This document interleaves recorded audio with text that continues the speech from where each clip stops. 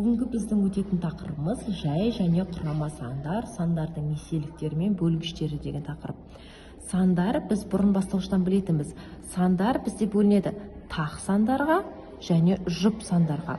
Жұп деген қандай мағына білдіреді? Бұл екеу деген мағына білдіреді. Яғни екі деген мағына білдіреді, тақ деген жалғыз деген мағына білдіреді. Яғни тақ сандар бұл екіге бөлінбейтін сандары. Ал жұп сандар бұлар екіге бөлінеді. Енді бізге жаңа ұғым пайда болды, жай сандар мен құрама сандар деген. Екі жаңа ұғым. Жай сан дегеніміз не? Бұл бөлгіші екеу ғана сандар. Яғни жай сандар бізде бірге және өзіне ғана бөлінеді. Ал құрама сандар ше? Құрама сандардың бөлгіштері екіден көп болады. Мысал ретінде көрсетейін. Мысал. Жай сандарға мысал 5. 5-тің екі ғана бөлгіші бар. 5 бірге бөлінеді және 5-ке бөлінеді. Екіні көбісі шатыстырып алады. 2 құрама сан деп. 2 жай санға жатады. 2 жұп санға жатады.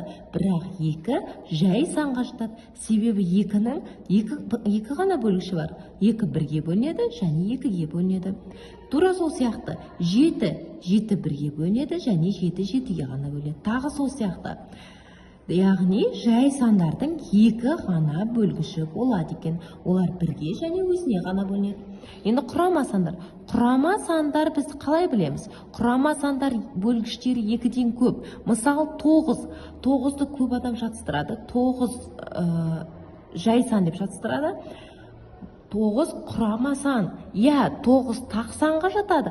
Бірақ ол құрама сан. Неге? Себебі 9-ның 3 бөлгіші бар. 9 бірге бөлінеді, 9 9-ға бөлінеді, 9 3-ке бөлінеді. Яғни 2-ден асып кетті ма? Демек ол құрама санға жатады екен. Мысалға 21.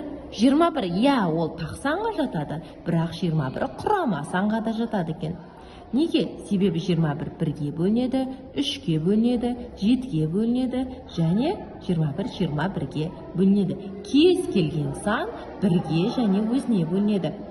21-дің неше бөлгіші бар екен демек? 1, 2, 3, 4 бөлгіші бар екен. 4 2-ден асып кетті, демек бізде 4 бөлгіші бар болса, бұл құрама санға жатады екен. Ал 1 деген сан бар бізде. Математикада 1 саны. 1 санының тек бір ғана бөлгіші бар. 1 деген бөлгіш ғана бар.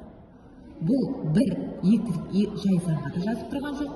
Демек құрама санға да жазып тұрған жоқ. Себебі бөлгіші 2-ден көп емес, немесе бөлгіші екеу емес.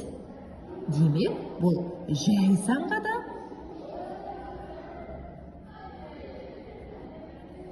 құрама санға да жатпайды.